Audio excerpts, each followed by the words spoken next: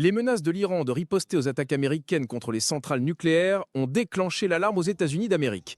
Le ministre iranien des Affaires étrangères, Araghchi, a déclaré que les frappes aériennes américaines constituaient une violation de toute ligne rouge, tout en avertissant de frappes et de conséquences majeures.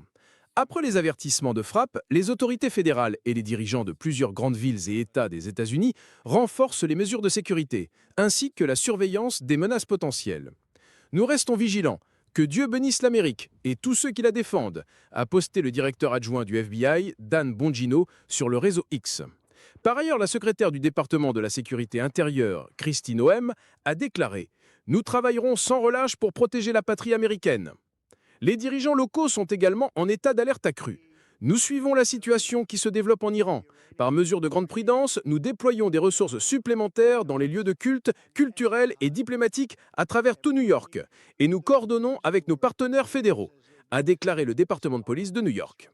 Le département de police de Los Angeles augmente également les patrouilles près des institutions religieuses et d'autres zones sensibles, selon la maire Karen Bass. Nous resterons vigilants dans la protection de nos communautés, a-t-elle affirmé. La police de Washington renforcera ses agents dans les institutions religieuses selon le département de police métropolitain. Les autorités et dirigeants du New Jersey, du Texas et d'autres endroits ont annoncé que la sécurité serait renforcée et la surveillance des menaces accrue après les frappes américaines.